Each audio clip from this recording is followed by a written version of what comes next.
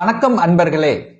அஸ்ட்ரோசிரி channel வாயிலாக நான் உங்கள் அஸ்ட்ராலஜர் டாக்டர் சதீஷ். கடகராசி அன்பர்களே, இந்த பங்குனி மாதம் எப்படி இருக்குன்னு பார்க்கும் பொழுது முதலில் ஒரு நல்ல விஷயம், அஷ்டம சனியிலிருந்து விடுதலை பெறுகிறீர்கள். அப்போ உங்க மனம் நன்றாக இருக்கும். எண்ணம் செயல் சிந்தனையில் இருந்த குழப்பங்கள் விடுதலை பெறக்கூடிய சந்தர்ப்பங்களை உருவாக்கும். இனிமேல் தொட்டது துளங்கும். அதாவது காரிய தடைகள் எதெல்லாம் இருந்து கொண்டிருந்தது, ஒரு சுறுசுறுப்பு இல்லாம, ஒரு டல்லாக, ஒரு தன்னம்பிக்கை இல்லாமல் இருந்த உங்களுக்கு இப்ப தன்னம்பிக்கை கிடைக்கக்கூடிய ஒரு அற்புதமான ஒரு காலகட்டம் இந்த பங்குனி மாதம். அப்போ இந்த பங்குனி மாதத்திலிருந்து தொழில் ரீதியில் நீங்கள் எடுக்கக்கூடிய அத்தனை முயற்சிகளும் பலிதமாகும். கடனில் இருந்து விடுதலை பெறப் போகிறீர்கள். ஹெல்த் சார்ந்த விஷயத்தில் இருந்து வந்த குறைபாடுகளிலிருந்து விடுதலை பெறப் போகிறீர்கள். மன அழுத்தம், மனம் சார்ந்த விஷயங்கள், கல்வியில் இருந்த தடை, அதாவது கல்வியில ஒரு தேக்க தன்மையில் இருந்த விஷயங்கள் விடுதலை, வெளிநாட்டுக்கு சென்று வரக்கூடிய பாக்கியம், திருமணம் சார்ந்த விஷயத்தில் இருந்து வந்த பிரச்சனைகள் விலகக்கூடிய தன்மை, இப்படி பல விஷயத்துல நன்மைகள் நடக்கக்கூடிய ஒரு அற்புதமான ஒரு மாதமாக அமைய போகுது இந்த கடகராசி அன்பர்களுக்கு. அப்ப கடந்த 2.5 வருடங்களாக அஷ்டம சனியில் இருந்து கொண்டு உங்க மனம், எண்ணம், செயல், சிந்தனைகளில் தடுமாற்றத்தை சந்தித்துக் கொண்டிருந்த உங்களுக்கு இந்த பங்குனி மாதம் 20ஆம் தேதி, அதாவது 15ஆம் தேதியிலிருந்தே உங்களுக்கு நல்லவைகள் நடப்பதற்கான அறிகுறிகள் தென்படும். இதுவரைக்கும் ஒரு இருட்டாக இருந்த, ஒரு வெளிச்சம் இல்லாமல் ஒரு இருட்டுத்தன்மையில் இருந்த உங்களுக்கு இப்போ ஒரு பாசிட்டிவ் வைப்ரேஷனுங்கிறது கிடைக்கும், தன்னம்பிக்கை கிடைக்கும், எளிதில் வெற்றி பெறலாம் அப்படிங்கிற அந்த ஒரு தன்மை கிடைத்தாலே நிச்சயமாக வெற்றி பெறுவோம் அல்லவா, அந்த வெற்றி கிடைக்கும். அரசாங்க வேலைக்காக எத்தனை முயற்சி எடுத்தீங்க இந்த கடகராசி என்பவர்கள், கடந்த 2.5 வருடங்களாக தோல்வி மேல் தோல்வி, ஒரு சின்ன ஒரு 0.5ல போச்சு. ஸோ இந்த மாதிரி குறைந்த மார்க் வித்தியாசத்தில் தோல்வி, அதனால மன சங்கடங்களை சந்தித்து இனிமேல் எழுதவே வேண்டாம்னு நினைச்சிட்டு இருந்த உங்களுக்கெல்லாம் இந்த வருடம், இந்த பங்குனியில் இருந்து அரசு சார்ந்த விஷயத்தில் நன்மை பயக்கக்கூடிய ஒரு காலகட்டமாக நிச்சயமாக அமையும். பொருளாதாரத்தில் ஏற்றத்தை கொடுக்கும்.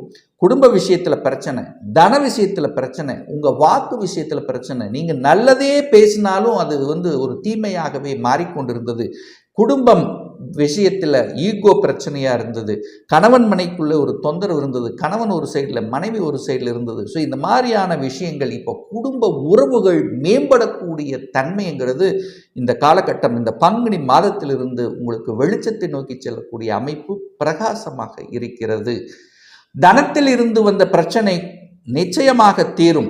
ஏன்னா தனஸ்தானத்தின் அதிபதியாக இருக்கக்கூடிய அந்த சூரிய பகவான் இந்த மாதத்தில் 9ஆம் இடமான பாக்யஸ்தானத்தில் போய் அமர்ந்து, அந்த பாக்யஸ்தானத்தின் அதிபதியாக இருக்கக்கூடிய குரு பகவான் லாபஸ்தானத்தில் அமர்ந்து கொண்டு, அந்த லாபஸ்தானத்தின் அதிபதியாக இருக்கக்கூடிய சுக்கிரன் போய் 9ல் இருக்கிறதுனால நிச்சயமாக பொருளாதார விஷயத்தில் எந்த தடையும் ஏற்படுத்த போவதில்லை.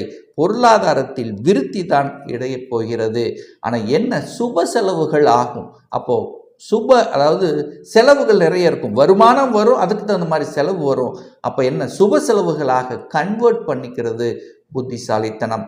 3ஆம் இடத்தை குரு பார்க்கிறார். 11ஆம் இடமான லாபஸ்தானத்திலிருந்து, அதாவது இந்த கடகராசி அன்பர்களுக்கு பாக்கியத்தை தரக்கூடிய 9ஆம் அதிபதியாக இருக்கக்கூடிய குரு பகவான் லாபஸ்தானத்தில் அமர்ந்து கொண்டு தனது 5ஆம் பார்வையாக முயற்சி ஸ்தானத்தை பார்க்கிறார். அப்ப 3ஆம் இடம் என்பது மனதை குறிக்கக்கூடிய இடம், கீர்த்தியை குறிக்கக்கூடிய இடம், புகழை குறிக்கக்கூடிய இடம். ஸோ இதுவரைக்கும் புகழ் இல்லை, நல்ல வேலை செஞ்ச, நல்ல உழைத்த, ஆனால் புகழ் யாருக்கோ கிடைச்சது, என்னுடைய உழைப்புக்கேற்ற அங்கீகாரம் கிடைக்கலையே என்று இருக்கக்கூடிய இந்த கடகராசி என்பவர்களுக்கு அங்கீகாரத்தை எதிர்பார்க்கலாம்.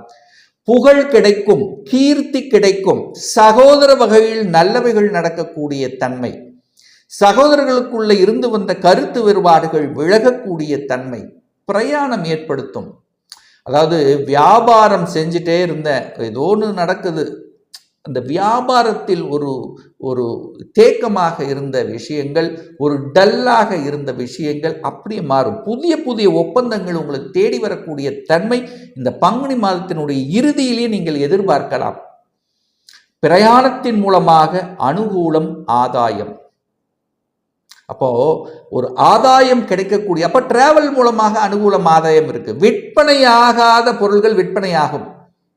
ரியல் எஸ்டேட்ல இருக்கக்கூடிய இந்த கடகராசி என்பவர்கள் கடந்த 2 வருடங்களாக தோல்வி சந்தித்து கொண்டு மன உளைச்சலுக்கு ஆளாகி கொண்டிருந்த உங்களுக்கு இப்போ வெற்றியை கொடுக்கக்கூடிய காலம் நெருங்கி விட்டது அப்படின்னு நம்ம ஸ்ட்ராங்கா சொல்லலாம். 4ஆம் அதிபதி, அப்ப 4ஆம் அதிபதி தான் சுகஸ்தானத்தின் அதிபதி, சரியா? அந்த சுகஸ்தானத்தின் அதிபதி உச்ச பலத்தோட வலிமையா போய் உட்கார்ந்திருக்கார்.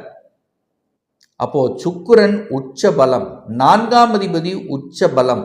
4 என்பது என்ன? வீடு, வண்டி, வாகனம், நிலம், விவசாயம், இது எல்லாத்தையும் குறிக்கக்கூடிய அந்த 4ஆம் இடம் அங்க உச்ச பலத்தோட வலிமையா உட்கார்ந்திருக்கார்.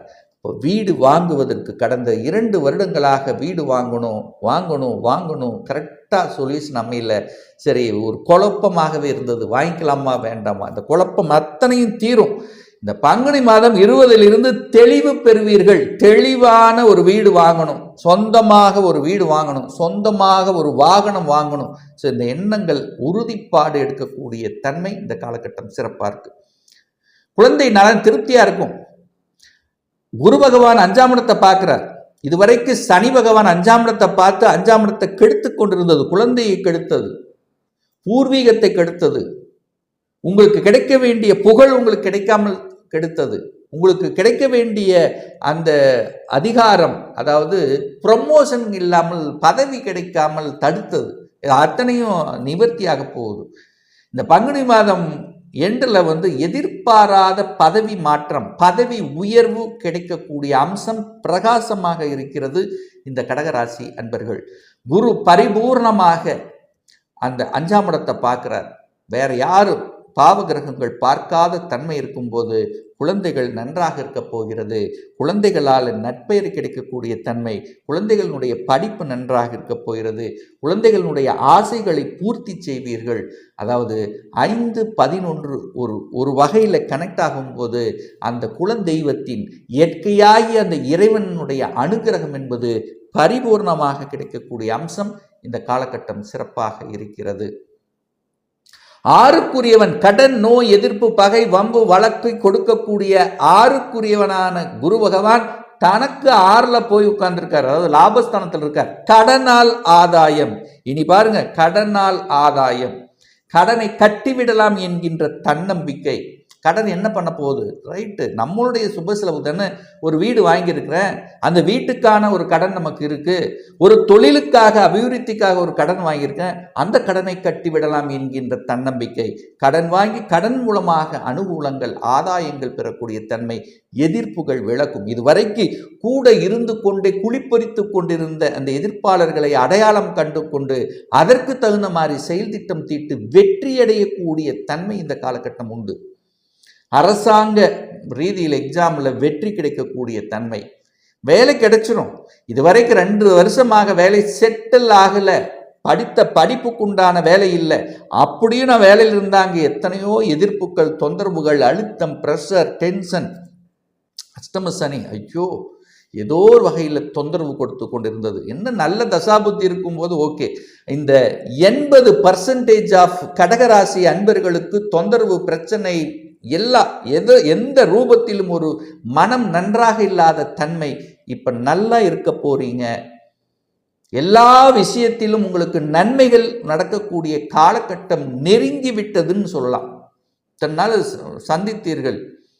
தொழிலில் ஒரு சிலர் இந்த டைமில் தொழில் ஆரம்பித்து, இந்த அஷ்டம சனியில் தொழில் ஆரம்பித்து அதனால் எத்தனையோ பிரச்சனைகளை சந்தித்து கொண்டிருந்தவர்கள், விடை தெரியாமல் தத்தளித்து கொண்டிருந்தவர்கள், கடனால் தத்தளித்து கொண்டிருந்தவர்கள், பெரிய ஆதாயம் கிடைக்கலையே, போட்ட முதலீடு கூட கிடைக்கலையே என்கின்ற எண்ணத்தோடு இருக்கக்கூடிய கடகராசி என்பவர்களுக்கு இந்த பங்குனியிலிருந்து அப்படியே ஒரு மாற்றம், அந்த மாற்றத்தை நீங்கள் கண்கூடாக பார்க்கக்கூடிய காலம் நெருங்கி விட்டது அப்படின்னு நான் சொல்வேன்.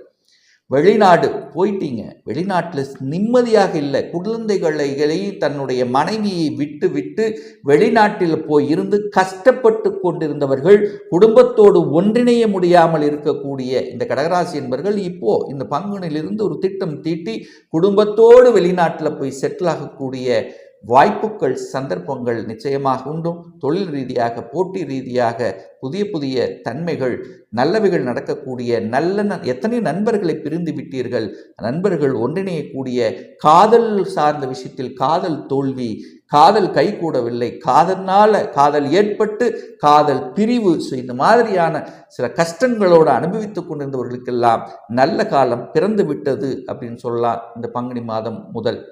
சரி, ஒரு நல்ல தெய்வ வழிபாடு அப்படின்னு எடுத்துக்கொண்டால் சனிக்கிழமை அன்னைக்கு ஆஞ்சநேயர், இதுவரைக்கும் ஒரு நல்ல ஒரு தைரியம் இல்லை, பலம் இல்லாதவர்கள் ஆஞ்சநேயர் வழிபடுவதும், இந்த மாதம் உங்கள் குலதெய்வத்துக்கு போயிட்டு வாங்க, அத்தனையும் நல்ல விதமாக மாறுங்கிறதுல எந்தவித மாற்று கருத்தும் கிடையாது.